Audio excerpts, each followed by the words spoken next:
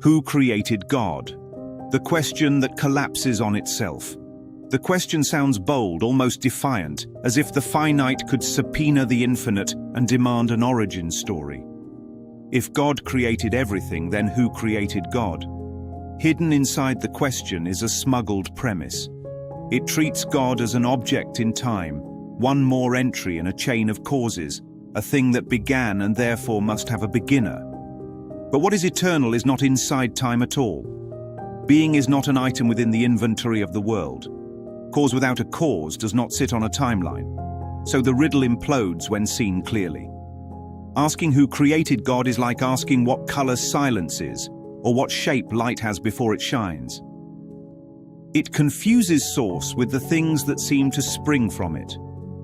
Now turn the light around and ask the only fruitful question. Who is asking this? Not the self that shares God's being, but the small invented self that tries to measure infinity with a plastic ruler. The demand for an origin is the fingerprint of separation. It assumes a me over here and a God over there, as if truth could be two. When the questioner is exposed, the question dissolves. Reality does not argue to prove itself. Truth is self-evident and needs no defense. Consider silence. Not the emptiness of a vacant room, but the alive stillness in which awareness is obvious. Before every sound, before every thought, there is this quiet that is not made and cannot be unmade. Call that God if a word is needed. When the ego says yes, but who created that, the answer is recognition, not debate. Like fog under the morning sun, the objection thins and vanishes. Shift the inquiry from speculation to remembrance. The better question is not who created God, but how do I awaken to the presence that is already here as my very life? Eternity is not a puzzle to solve, but a certainty to accept. Recognition replaces argument. A picture may help. Imagine source as an eternal fire and souls as sparks. Sparks appear to begin. The fire does not. The fire was never lit. It simply is.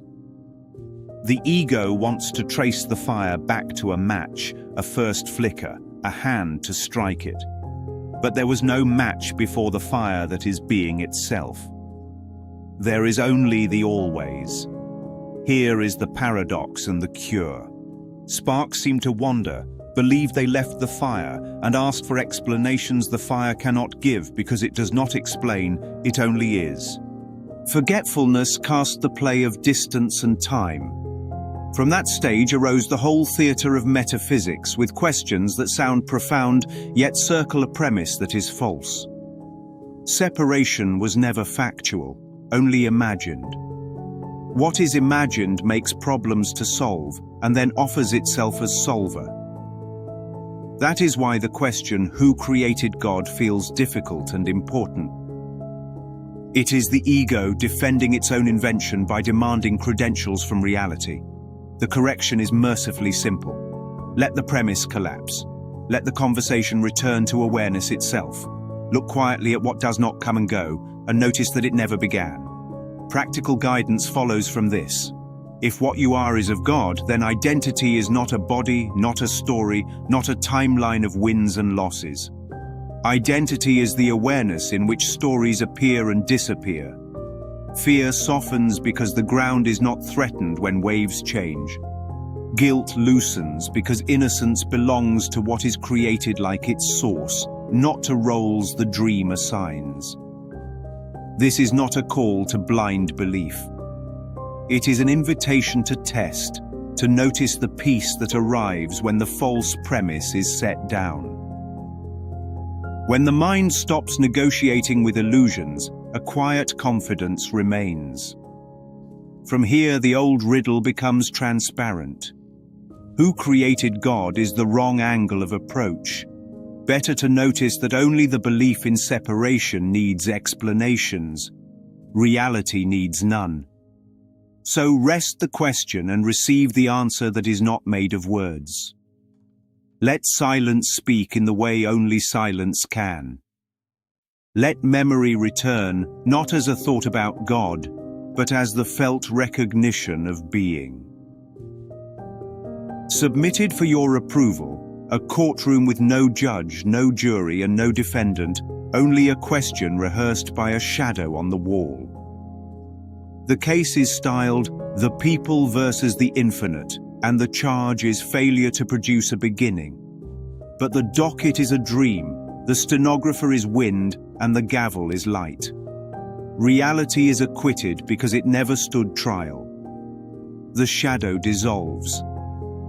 The witness remembers they were the light all along.